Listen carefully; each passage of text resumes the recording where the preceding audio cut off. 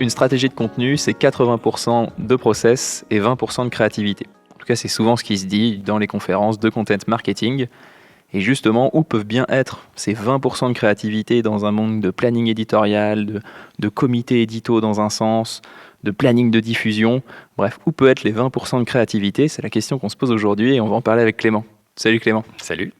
Clément, tu es content manager. Donc, autant te dire que le contenu, ça te connaît, et la créativité aussi. C'est quand même pas anodin d'avoir ça aujourd'hui en agence. Alors, dis-moi, où est la créativité dans le contenu? Alors c'est une vaste question, mais au final, la créativité va s'exprimer tout d'abord dans un choix, et dans le choix du format. Si je vous parle de livres blancs, d'articles, de motion, chiffres clés, enfin, je pourrais encore continuer longtemps comme ça. Et il se trouve que dans une stratégie de contenu, on a une palette très large de formats, et qui d'ailleurs s'élargit d'année en année, avec les fameux formats tendances. Et c'est intéressant de voir que ces formats tendances, si je vous parle de podcasts, de vidéos à la brute, même de live shopping, on pourrait se demander si c'est vraiment un contenu, mais au final, en quoi ces formats sont innovants ou créatifs? Un podcast a 20 ans quasiment, je crois. Une vidéo à la brute, c'est juste une vidéo courte et animée. Un live shopping, c'est quoi? Un téléachat 3.0, on va dire. Donc, qu'est-ce qui est innovant et créatif là-dedans? Et ce qui est intéressant, c'est qu'en réalité, ça va pas. On va toujours travailler avec des typologies de contenu qui se retrouvent, qui reviennent souvent sur le tapis. Mais ça va être la manière de se les approprier, de les tordre, qui va les rendre créatifs. Et c'est d'ailleurs assez intéressant de voir que la source d'inspiration dans le contenu, elle n'est pas forcément là où on s'y attend. Je veux dire par là qu'on a tendance à regarder la publicité ou l'art, en général, pour s'inspirer, alors qu'en contenu, on a tendance à aller regarder les médias. Et d'ailleurs, si j'ai parlé de vidéos à la brute tout à l'heure, donc il y a Brut, il y a Combini en France. En Angleterre, on a The Guardian. Aux États-Unis, c'est New York Times qui est la référence des médias en termes de contenu. Et c'est assez logique. Il se trouve qu'on est dans un monde d'infobésité. Et pour sortir du lot, c'est assez logique que les médias qui ont les codes de l'information et de la promotion captent et gardent notre attention plus facilement. Si on regarde au final les canaux de diffusion, donc ça va être les GAFAM, hein, Google, Facebook, Co., qui vont certes définir les codes et les normes de ces canaux, mais c'est les médias qui vont se les approprier le mieux, et ils n'ont pas le choix en fait, donc ils vont se renouveler continuellement. Et c'est là où les marques ont peut-être quelque chose à faire, étant donné qu'on peut voir que quand on parle de contenu, la forme est toujours au service du fond, que ce soit pour émerger ou pour raconter une histoire. Et dans cette optique, j'aimerais parler d'un format, encore une fois, innovant avec des grands guillemets, étant donné qu'il existe depuis un moment, c'est le scrollytelling.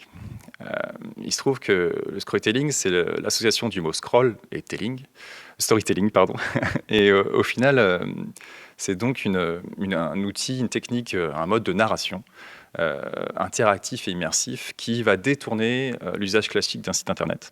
C'est-à-dire qu'en gros, on va scroller et par des phases de défilement, d'effets de parallaxe, on dit, on va avoir des informations qui apparaissent.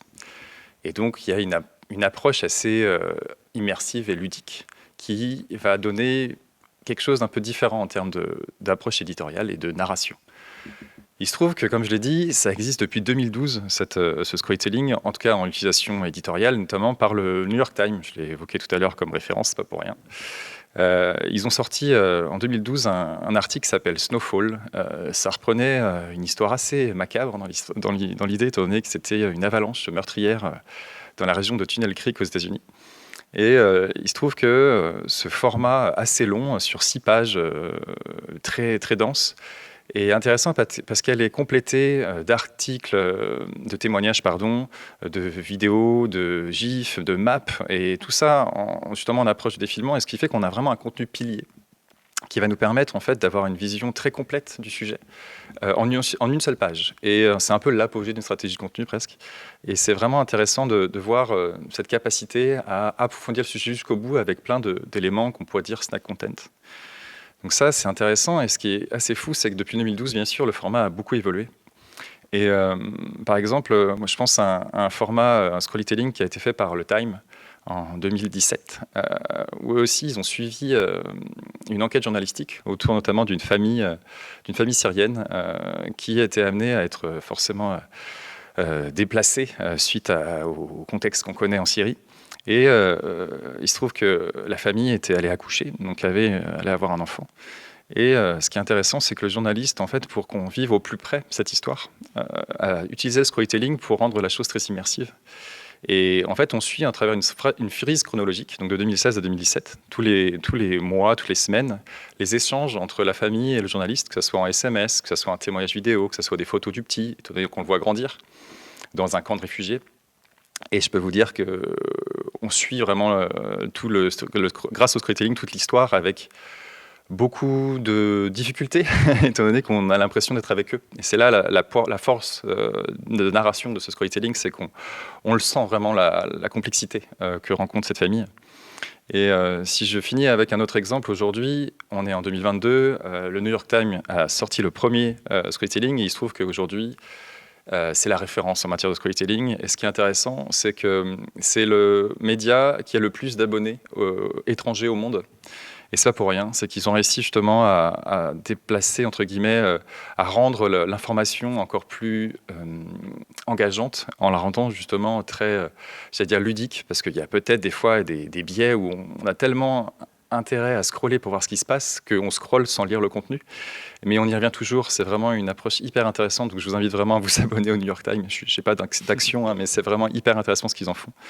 Bon, maintenant, voilà, j'ai évoqué les avantages, on va dire, du storytelling. Il y a bien évidemment des inconvénients, surtout si j'évoque ce format issu des médias, mais pour une marque, il faut prendre en compte, par exemple, on raconte une histoire. Et quand on raconte une histoire, c'est un tunnel. C'est-à-dire qu'on ne va pas rentrer par le milieu. Il y a un début et une fin. Et c'est toujours assez problématique par exemple, si on pense à un site internet, si on commence que par le début et qu'on finit, voilà, il va falloir s'adapter peut-être à certains éléments. C'est pas forcément le plus pertinent pour la création d'un site, surtout et n'importe quoi. Donc, il faut réfléchir à ça. Et d'un point de vue technique, prenons le référencement. Clairement, on est sur une page verticale avec beaucoup de contenu. C'est pas forcément ce que préfèrent nos spécialistes SEO, et c'est compréhensible, hein. Et même d'un point de vue technique, forcément beaucoup de contenu veut dire chargement lourd. Chargement lourd veut dire problématique de référencement une fois de plus. Et pareil en termes de navigateur, en termes d'optimisation mobile, c'est pas forcément on va dire des choses faciles à mettre en place pour un outil comme celui-ci. Donc c'est vraiment à prendre en compte. Maintenant, clairement, c'est un format qui a tout de créatif, on va dire. On a vraiment la possibilité d'avoir une approche narrative, de raconter une histoire, raconter votre entreprise, raconter peut-être un produit sur une opération. Et il me semble que ça répond très bien à la question que tu m'as posée il y a quelques minutes. Merci beaucoup Clément, en effet on y voit un peu plus clair sur les enjeux de la création dans le contenu. Vous pouvez retrouver les autres contenus, les autres informations que nous aussi on propose sur nos réseaux et sur thelinks.fr.